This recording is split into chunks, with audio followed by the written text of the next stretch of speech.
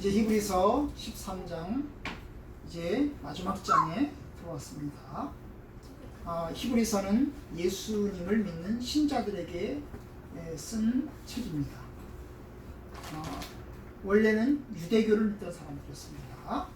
유대교를 믿던 사람들이 이제 예수를 믿어서 신앙생활을 하는 교인들이었습니다. 그런데 이제 이들이 핍박을 받으니까 유대교를 믿는 동족들과 친척들로부터 핍박을 받으니까 다시금 예수 믿는 걸 그만두고 원래 유대교로 돌아갈까 이렇게 고민하는 성도들에게 예수님의 복음의 우월성을, 예수님 제사가의 완전성을 이야기하면서 예수를 계속해서 믿으라고, 예수 믿는 걸 포기하지 말라고 그렇게 이제 쓴 내용이 바로 이제 히브리서입니다. 요즘식으로 말하면 유교 믿다가 예수를 믿게 되는데 예수 믿으니까 가족들이 핍박하고 엄마 아빠가 핍박하고 그래서 다시 교회 안 나갈까 싶어서 생각하는 그런 성도들에게 준 말씀이 바로 이 내용입니다. 이 권면은 예수 믿는 믿음을 버리지 말라는 겁니다. 만약에 예수 믿는 것을 믿다가 불순종하면 배신하는 거잖아요, 그죠? 예수 믿다가 예수 안 믿고 유대교로 다시 돌아가면 배신하는 건데, 그렇게 배신하면 하나님께서 심판받을 것이 엄중하다. 그런 얘기를 이제 12장에서 했습니다. 구약시대의 이스라엘 백성들이 하나님을 믿고 이제 애굽을 떠나서 가나안 땅으로 가다가 하나님의 말씀을 굳세게 믿지 않고 엉뚱하게 잘못된 일을 하니까 하나님한테 벌받았죠, 그죠? 벌받았습니다. 바로 그런 것들을 생각하면서 신앙생활을 끝까지 잘 지켜라. 이게 이제 히브리서 12장에서 이야기한 내용입니다. 13장은 이제 부록입니다. 히브리서의 이제 결론에 대한 건데 부록입니다. 어떤 사람들은 이 13장에 있는 오늘 얘기가 원래 히브리서에는 없는 거다 라고 이야기하고, 나중에 이게 덧붙여진 것이다 그렇게 얘기하는 사람들도 있습니다. 하지만 분명히 히브리서의 13장은 원래 처음부터 있었던 것이 맞습니다. 왜냐하면 히브리서의 마지막 인사 부분이 만약에 12장까지 끝낸다고 하면 인사가 없는 거잖아요, 그죠? 인사가 없는 거잖아요. 그렇기 때문에 이 인사 부분이 13장에 들어있기 때문에 원래 히브리서에 들어있는 것으로 우리가 이제 믿어야 합니다. 근데 오늘 이제 13장에서 사도는 몇 가지 권면을 합니다. 오늘 말씀에서 이제 사도가 권면하는 내용은 크게 세 가지를 권면합니다. 그 첫 번째가 1절, 2절, 3절에 나와 있는 것인데요. 그 첫 번째가 뭐냐면 형제를 사랑하라 그 말입니다. 13장 1절 형제 사랑하기를 계속하고, 뭐 하라고요? 형제를 사랑하라. 형제를 사랑하라. 여기서 말하는 형제는 예수 믿는 사람들을 얘기합니다. 교회 다니는 사람들끼리, 그죠? 같은 예수 믿는 사람들, 신자들끼리 서로 사랑하라는 겁니다. 그런데 여기서 강조점 뭐냐면 사랑하라는 말이 아니고 사랑하기를 어떻게 하라고요? 계속하라. 형제를 사랑하는 것을 계속하라. 계속한다는 말은 중단하지 말라는 거죠. 형제를 사랑하다가 그것을 끊어버리고 중단하지 말고 끝까지 사랑해라. 끝까지 사랑하라. 이걸 이제 강조합니다. 왜요? 예수 믿는 것을 계속해서 믿는 이상, 그죠? 신앙생활을 계속하는 이상 형제를 사랑하는 것도 계속 되어야 합니다. 그죠? 바로 그걸 이제 권면합니다. 그런데 형제 사랑에 대한 이야기를 하면서 두 가지를 구체적으로 이야기를 합니다. 그 첫 번째가 뭐냐면 2절에 나와 있는 것처럼 손님 대접하기를 잊지 말아라. 형제 사랑에서 해야 될 첫 번째 일 가운데 하나는 뭐냐면 손님을 대접하는 겁니다. 손님을 대접하는 것. 여기 손님은 뭐예요? 찾아온 사람이죠. 우리 집에 찾아온 사람, 우리 교회에 찾아온 사람을 대접하는 겁니다. 이 이야기는 이제 이해를 하셔야 됩니다. 그 당시 상황에서 성도들이 여행을 할 때 처음에 낯선 곳에 가면 제일 먼저 어디를 갑니까? 교회를 갑니다. 그리고 성도들을 찾습니다. 그래서 성도들을 찾아가지고 내가 어디서 온 사람입니다. 이렇게 얘기하면 그 사람이 형제로서 성도로서 맞이해 줍니다. 제가요 70년대에 서울에 제주도에 있다가 서울로 올라오지 않았습니까? 혼자서 올라왔습니다. 그리고 이제 취직을 했습니다. 취직을 해가지고 공장에서 일을 했습니다. 공장에서 일을 했는데 그 공장은 제주도 사람들만 일하는 공장이에요. 사장도 제주도 사람이고 그 다음에 거기서 일하는 사람들이 다 이제 제주도 사람들이었습니다. 근데 거기 있는 사람들이 예수 믿는 사람이 한 사람도 없었습니다. 다 예수 안 믿어요. 그 공장에서 일하는 사장부터 시작해서 직원들 예수 믿는 사람 한 사람도 없었습니다. 저 혼자만 예수 믿었습니다. 이제 주일날이 있습니다. 주일날에서 이제 어떻게 할까요? 쉬는 날이라 사람들이 놀러 가더라고요. 놀러 가자고 그래요. 그래서 나는 교회를 가야 되겠습니다. 그래서 교회를 가야 되는데 어디로 서울에 와가지고 교회를 어디를 찾아갑니까? 어디를 찾아가요? 그래서 어디를 찾아갔을까요? 제가 제주도에서 이제 성결교회를 다녔기 때문에 예성이죠. 예수교대한 성결교회를 제가 다니고 있었기 때문에 그러니까 그러다가 이제 잠시 물론 제주도에서 장로교회 합동측도 조금 나갔지만 서울로 다시 올라왔으니 이제 어디를 갈까 그러다가 성결교회가 어디 있는가를 찾았습니다. 그래서 뭐 그 동네에서 이제 찾으니까 조그마한 성결교회가 있더라고요. 2층에 조그마한 개척교회가 있더라고요. 조그마한 작은 교회가 있어요. 그래서 그 교회를 이제 찾아간 겁니다. 찾아갔어요. 반갑더라고요. 왜요? 제가 제주도에 성결교회 생활을 하다가 올라왔는데 성결교회를 가니까 얼마나 반가워요. 바로 그것이 신자들입니다. 신자들이 그런 겁니다. 같은 예수 믿는 사람들이잖아요. 그죠? 내가 이 교회에 있다가 이쪽에 있다가 이쪽에 가도 같은 형제입니다. 비록 처음 보는 사람들이지만 같은 예수 믿는 사람들이고 같은 천국에 갈 사람들이니까 형제들입니다. 바로 그러한 걸 이야기하는 거예요. 그래서 바로 그것이 형제입니다. 손님 대접하게 되지 마라. 그럼 찾아온 사람 어떻게 하는 거예요? 찾아온 사람을 잘 대접하는 거죠. 같은 신자고 같은 형제니까 찾아온 사람들을 섬기고 대접하는 것 잊지 마라. 그 다음에 이 초대교회는 이제 전도자들이 있었습니다. 사도 바울과 같은 전도자들이 여기저기를 돌아다니면서 전도를 했습니다. 여기저기를 돌아다니면서 전도를 하면 낯선 지역에 가면 제일 먼저 어디를 갈까요? 예수 믿는 사람을 찾습니다. 우리 이 동네에 예수 믿는 사람이 있나 찾아서 있으면 갑니다. 가가지고 내가 아무개 사도입니다. 내가 아무개입니다. 그럼 같은 형제로서 이제 대하게 되는 겁니다. 그렇게 해서 복음 전도를 계속 하였던 것입니다. 성도가 성도로서 섬기고 돌보는 것, 접대하는 것이 마땅한 형제의 모습인 것입니다. 이것은 비단 여기만 나오는 게 아닙니다. 디모데서에도 사도의 조건, 감독의 조건 가운데 하나가 뭐냐면 나그네를 잘 대접해야 된다. 이것이 감독의 조건 가운데 하나입니다. 근데 여기 뭐라고 했어요? 그 다음에 뭐라고 했어요? 손님 대접하기를 잊지 마라. 이로써 부지 중에 천사들을 대접하는 이들도 있느니라. 손님은 대접하는 걸 잊지 마라. 손님을 잘 대접해라. 그러다 보면 누구를 대접할 수 있다는 거예요? 천사를 대접할 수 있다. 천사를 대접할 수 있다. 그러니까 손님을 잘 대접하라. 아마 구약 성경에 나오는 아브라함의 이야기, 롯의 이야기를 하는 것 같습니다. 그렇죠?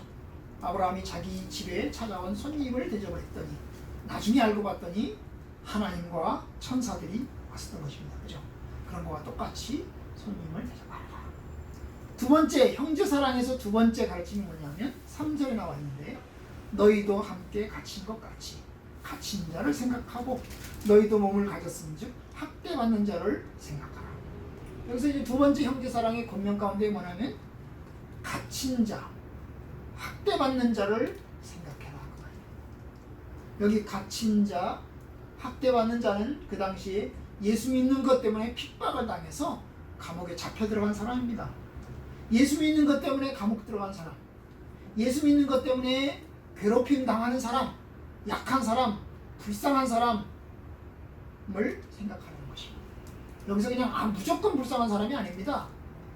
예수 믿는 것 때문에, 그죠? 예수 믿는 것 때문에 괴롭힘 당하고 예수 믿는 것 때문에 학대 당하는 사람입니다. 그러니까 이 예수 뭐예요? 그 학대 당하는 사람, 갇힌 사람 다 신자들입니다. 그죠? 같은 신자입니다. 신자 대 신자로서 그 예수 믿는 것 때문에 신앙 때문에 핍박당하고 학대당하고 괴롭힘 당하는 사람을 생각하는 겁니다. 생각만 하는 걸까요? 아닙니다. 생각만 하는 게 아니고 돌봐주고 챙겨주는 것까지 이야기합니다. 10장 34절에도 이와 비슷한 이야기를 하였습니다. 너희가 갇힌 자를 동정하고 너희 소유를 빼앗기는 것도 기쁘게 당하는 것은 더 낫고 영구한 소유가 있는 줄 아니라. 감옥에 갇힌 사람 돌봐주고 불쌍히 여기고 하는 건 이유가 뭐냐면 하늘나라 바라보기 때문이라는 거예요. 같은 하늘나라에 들어갈 형제고 하늘나라에 가면 축복받고 상 받을 거니까 뭐예요? 그런 사람들을 잘 돌봐주는 것이 마땅하다는 거죠. 형제 사랑 가운데 바로 나그네와 손님 대접과 그리고 이제 예수 믿는 것 때문에 핍박당하는 사람을 돌봐주는 것이 포함되어 있습니다. 그것을 감당하는 겁니다. 우리 시대에야 뭐 예수 믿는 것 때문에 핍박당하지 않으니까 예수 믿는 것 때문에 감옥 가지 않으니까 뭐 그런 일이 별로 없죠. 그죠? 그런 일이 별로 없습니다만 예수 믿는 사람들의 감옥 가는 그런 문화 가운데서는 이 아주 중요한 일 가운데 하나입니다. 두 번째 권면, 오늘 이제 크게 두 번째 권면이 13장 4절의 이야기인데요. 4절 모든 사람은 결혼을 귀히 여기고 침소를 더럽히지 않게 하라. 음행하는 자들과 간음하는 자들을 하나님이 심판하시리라. 이 두 번째 권면이 뭡니까? 바로 결혼을 귀하게 여기라는 겁니다. 결혼을 귀하게 여기라. 모든 사람은 결혼을 귀하게 여기라. 결혼을 귀하게 여긴다는 게 뭘까요? 부부간에 상대방을 귀하게 여기는 겁니다. 그죠? 결혼했다는 사실에 대해서 아주 소중하게 이야기하는 겁니다. 그래서 부부의 정절과 그 다음에 부부의 성적인 어떤 도리를 잘 지켜나가는 것입니다. 그래서 그 다음 뭐라고 그랬어요? 침소를 더럽히지 않게 하라. 침소를 더럽힌다는 게 뭐예요? 바로 외간 남자, 외간 여자를 끌어들여가지고 이제 간통을 하거나 뭐 이런 걸 이야기하는 거죠. 그죠? 네? 침소를 더럽히지 않게 하라. 그래서 뭐라고 그랬어요? 음행하는 자들과 간음하는 자들을 하나님이 심판하시겠다. 여기서 어떤 심판인지 얘기하지 않았어요. 그러나 고린도 전서에 가면 이 간음하는 자들과 음행하는 자들은 천국에 들어가지 못한다 그랬습니다. 그러니까 하나님의 심판은 무서운 거죠. 성적인 음행에 대해서 하나님의 심판이 무서운 겁니다. 왜 이런 이야기를 할까요? 그 당시에 성도들의 삶 속에 음행하는 일이 있었겠죠. 그죠? 있었습니다. 만약에 음행하는 일이 없었으면, 간음하는 일이 없었으면 이런 권면을 할 필요가 없겠죠. 그런데 그 당시에 이런 일들이 있었던 겁니다. 그러니까 이게 예나 지금이나 늘 있어 왔습니다. 부부간에, 결혼한 부부가 배우자를 놔두고 다른 남자와 만나고 다른 여자와 만나는 것이 옛날에도 있었고 지금도 있었다는 겁니다. 참 뭐 지금은 처벌하지 않잖아요. 국가법으로. 그죠? 국가법으로 처벌하지 않으니까. 간통죄가 없어졌으니까. 이제 지금은 이제 그런 일이 있으면 민사소송을 해가지고 이제 하거나 이혼하거나 뭐 이렇게 하는데, 어쨌든 요즘은 이런 일들이 여러 있습니다. 특별히 성도들이, 아니 목사님들이 스캔들에 빠지는 것을 보면 참 안타깝습니다. 결혼을 귀하게 여기고 침소를 더럽히지 말라 그랬는데, 아니 목사님들이 결혼을 귀하게 생각하지 않고 그 다음에 침소를 더럽히는 것을 보면 참 안타깝습니다. 안타까워요. 그죠? 여러분 히브리 10계명에도 7계명이 뭐라 그래요? 간음하지 말라고 하잖아요. 간음하지 말라. 그 옛날 구약 시대나 히브리서 시대나 지금 시대나 이게 늘 있어왔던 문제 가운데 하나입니다. 성도들이 성적인 부분에서 순결하고 거룩해야 되는 것이 성경의 가르침이고 하나님의 뜻입니다. 세 번째 권면이 있습니다. 5절 6절인데요. 돈을 사랑하지 말고 있는 바를 족한 줄로 알라. 이게 이제 세 번째 권면입니다. 돈을 사랑하지 마라. 있는 바를 족한 줄로 여겨라. 어느 시대나 돈을 사랑하는 것은 성도들에겐 큰 유혹입니다. 성도들에게 10계명은 탐내지 말아라, 도둑질하지 말라, 이런 이야기를 하고 있습니다. 다른 사람의 것을 탐내거나 다른 사람의 것을 빼앗거나 다른 사람의 것을 훔치지 말라는 겁니다. 여러분, 다른 사람의 것을 탐내는 이유가 뭘까요? 다른 사람의 것을 훔치는 이유가 뭘까요? 부러워. 결국 갖고 싶어서죠. 갖고 싶어서. 거기에는 돈을 사랑하는 것이 있는 겁니다. 예수님께서는 하나님과 재물을 겸하여 섬기지 못한다 그랬습니다. 하나님을 사랑하고 재물을 사랑하지 못한다는 거예요. 섬긴다는 말이 사랑한다는 말을 바꿀 수 있는데, 하나님과 재물을 겸하여 동시에 사랑하지 못한다. 결국 하나님만을 사랑하라 그 말이죠. 하나님만을 사랑하라. 돈을 사랑하지 말고 하나님만을 사랑하라. 성도들은 하나님의 백성이라면 하나님만을 사랑합니다. 그런데 돈을 사랑한다는 것은, 혹은 돈을 섬긴다는 것은 우상 숭배에 들어가는 겁니다. 그렇죠?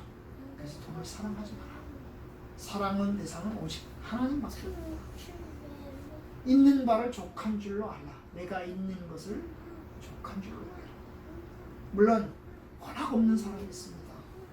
워낙 없는 사람이 그러면 있는 바를 족한 줄로 알면, 아니 그러면 내가 워낙 없는 그것을 족한 줄로 생각하라는 말인가, 이런 생각이 들 수 있습니다. 내가 10원밖에 없는데, 10원 가지고 아무 데도 쓸 데가 없는데 있는 바를 족한 줄로 알라 그러면 10원이 참 이걸로 됩니다, 이렇게 하라는 말인가 싶습니다. 아마 여기서 이야기하는 바는 극빈층의 어떤 상황을 가정하고 이야기한 건 아닙니다. 그렇죠? 극빈층의 상황을 가정하고 이야기한 건 아니고, 뭐요? 일상적인 부분에서, 모든 성도들의 그 보편적인 상황에서, 그죠? 각각의 삶에서 있는 바, 하나님께서 주신 것에 대해서 만족하게 여겨라는 겁니다. 이게 이제 사도의 가르침입니다. 그러면서 뭐라고 얘기를 했는고 하니, 그가 친히 말씀하시기를 내가 결코 너희를 버리지 아니하고 너희를 떠나지 아니하리라 하셨느니라. 왜 이 이야기를 했을까요? 돈을 사랑하지 말고 있는 바를 족한 줄로 알라 그러면서 왜 이 말씀을 붙였을까요? 그가 친히 말씀하신 내가 결코 너희를 떠나지 않고 너희를 떠나지 않아. 내가 너희를 버리지 않고 너희를 떠나지 않겠다. 왜 이런 이야기를 했을까요?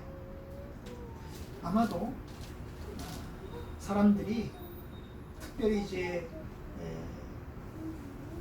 뭡니까? 없는 경우에, 없으면 하나님이 나를 사랑하지 않나 생각을 할 것 같은 생각이 들어요. 우리가 종종 그렇습니다. 어떤 사람은 자기가 있습니다. 부자입니다. 그래서 하나님이 나를 사랑하시고 나를 축복하셨다, 그렇게 간증을 합니다. 그죠? 간증을. 그럼 가난하면요? 내가 가난합니다. 가진 것이 거의 없습니다. 그럼 하나님이 나를 사랑하지 않는 겁니까?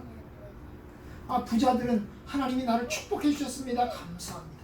하나님이 내 편입니다. 내게 은혜를 베풀어 주셔서 내가 큰 부자가 됐습니다. 축복받았습니다. 그리고 간증을 합니다. 그 없는 사람은요? 없는 사람 뭐라고 간증합니까? 나는 간증할 게 없어요. 하나님이 나를 사랑하지 않나 봐요. 하나님이 나에게 물질도 안 주시고 나를 이렇게 가난하게 하셨습니다. 나는 하나님의 사랑을 못 받았나 봐요. 이렇게 주눅이 들 수 있는 거죠. 이야기하는 게 뭐예요? 내가 너희를 떠나지 않고 내가 너희를 버리지 않을 거다. 그 말은 하나님이 가난해도 사랑하신다는 겁니다. 그죠? 없어도 사랑하신다는 겁니다. 그러니까 하나님을 의지하고 하나님 안에서 어떤 상황이든지 감사하고 주눅 들지 말아야 된다. 그 이야기를 하시는 겁니다. 또 이야기합니다. 6절 그러므로 우리가 담대히 말하되 이것은 5절에서 이야기한 것을 전제로 내가 너희를 버리지 아니하고 내가 너희를 떠나지 않겠다. 하나님이 이 약속했잖아요. 그러니까 우리는 담대히 말하되 주는 나를 돕는 자시니 내가 무서워하지 아니하겠노라. 사람이 내게 어찌하리요. 이렇게 담대하게 살아야 된다는 거예요. 그죠? 담대하게 살아야 돼요. 없다고 해서 주눅 들지 말고 내가 가난하다고 해서 내가 위축되지 말고 하나님이 나를 돕는 자다. 하나님이 나와 함께 계신다. 사람들이 부자들이라고 해서 나의 목숨을 죽일 수 있을지언정 나의 영혼까지 죽일 수 있겠는가? 그렇게 담대하게 있는 사람들 앞에서 주눅들지 말고 담대하게 서라 그 말입니다. 그렇죠? 담대하게 서라. 오히려 위축돼가지고 그 사람들처럼 되려고 도둑질하고 훔치고 그러다 보면 여러분 죄인이 되는 겁니다. 그러지 말고 하나님 의지하고 기쁨으로 잘 감당해라. 물론 그렇다고 해서 우리가 가난한 것이 부자가 되는 건 아닙니다. 우리가 그렇다고 해서 우리가 모자라는 것이 넉넉하게 채워지는 건 아닙니다. 여전히 가난합니다. 그렇죠? 여전히 가난한 거 맞고요. 여전히 부족한 것 맞습니다.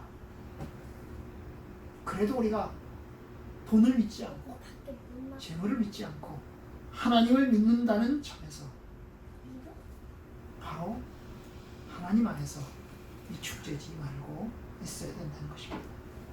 여러분 이 말씀들을 쭉 보시면 우리가 여전히 세상 속에서 살아가는 사람들인 것을 알게 됩니다. 우리는 세상 속에서 살아갑니다. 결혼해서 살아가고 물질과 관련해서 살아가고 그리고 사람들을 만나면서 살아갑니다. 그러한 여러 가지 관계들 속에서 성도들이 하나님을 믿음으로 이제 잘 관계를 설정하고 살아가야겠습니다. 하나님과의 관계, 또 신자들과의 관계, 또 이제 부부와의 관계를 잘 설정하고 하나님의 뜻대로 살아가야 되겠습니다. 많은 사람들이 하나님을 믿는다고 하면서 끊임없이 하나님을 떠납니다. 사람들과 함께 가까이 지내는 것을 멀리 합니다. 그리고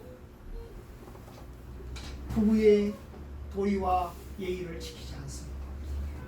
그리고 물질에 쓰러집니다. 이러다 보면 참 안타깝습니다. 여러분 하나님 안에 섭시다. 하나님 안에서 신앙생활 잘 감당해 나갑시다. 주님의 뜻대로 살아갈 수 있도록 기도하고 믿음으로 인내합시다.